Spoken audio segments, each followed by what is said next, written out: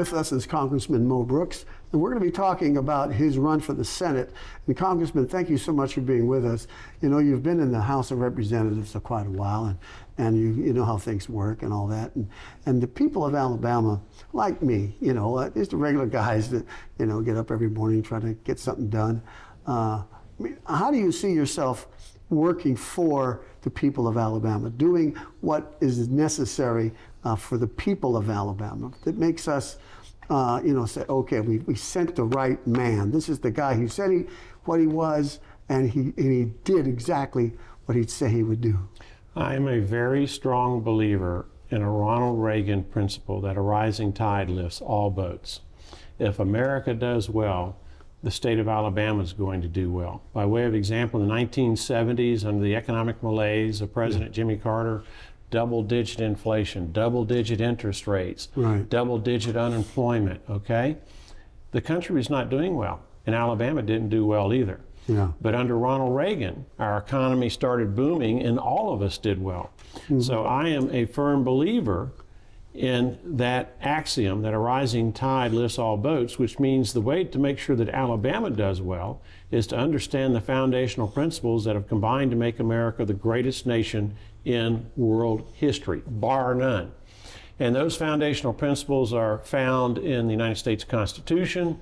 They're found in other documents, principally that we are a republic, which means that we, the people, get to control our country's destiny, which means we need people in Washington that are going to fight for honest and accurate elections. We had problems in 2020 that raised a lot of questions about the validity of the reported results. It also means that we need to have someone who's going to fight to protect the foundational principles that are espoused in the Bill of Rights, like freedom of speech. Right now we've got big tech censorship, freedom of religion. Our moral values are under attack on a regular basis, where the left wants to dictate to us what we can and cannot do about our religious values. In fact, the left says, okay, you can go to church, but once you close that church door on the way out, you got to leave all those values in your church. That's not what religious freedom is about, but it's under attack. Second Amendment right to bear arms is under attack. All these principles in the Bill of Rights need to be protected. They were put in the United States Constitution very, very quickly after the Constitution was adopted because of how important they were. So you can expect me to fight for those foundational principles. Then I mentioned religion. Well, akin to religion is moral values. Moral values are extremely important because they're the compass that guide us as a great country to do the right thing with our power rather than the wrong thing with our power. And our moral values are under attack by amoral forces every single day. So you can count on me to fight for our moral principles that have guided us as a nation and made us the greatest nation over the last 75 years. Those are the kind of things you can see that I will do.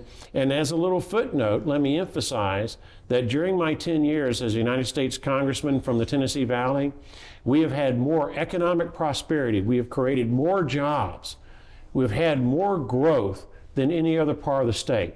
So that gives you a pretty good idea of how I conduct myself with respect to issues that are important to my particular congressional district. I would like to be able to expand that to cover the whole state.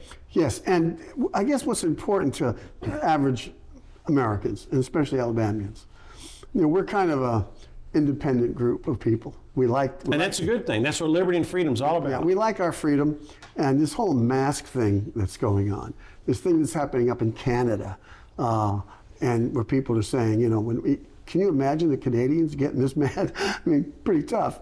You know, and in the Senate, there's only 100 of you in the Senate. And right now you got a guy like Joe Manchin from West Virginia, and they think he's running the things. Well, he's not. There's 50 other Republicans that are voting. He's not by himself. So when you get up there into the Senate, you got a guy named Mitch McConnell. How strong is he? Is he going to try to dictate to you or any of these other people that don't have the experience in representing Alabamians? Well, let me be real clear about something. I'm a founding member of the House Freedom Caucus. We are a group of United States congressmen that keep our campaign promises. We are conservatives and we fight for our conservative values. That is not what Mitch McConnell wants in the United States Senate. okay? Yeah. No ifs, ands, or buts. In 2017, when I ran for the Senate, he raised and or spent roughly $15 million trying to keep a Freedom Conference, House Freedom Caucus, member from being in the United States Senate. Yeah, amazing. Mitch McConnell wants to cut deals with special interest groups that provide the money that he believes will help the campaigns win. I have a different philosophy. My philosophy is if we'll do the right thing, then we'll get reelected. If we'll keep our campaign promises, we will get reelected. And that's what I try to do when I'm in elected office. I'm not worried about the special interest groups and the special privileges they want that are detrimental to the United States of America as a whole, or that Joe and Jane Citizen don't get because they're not a special interest group member. Sure, okay? I want to do what's best for the United States of America. So Mitch McConnell, he may try to bully Mo Brooks around, but it ain't going to work. I've had tougher nuts than him come after me.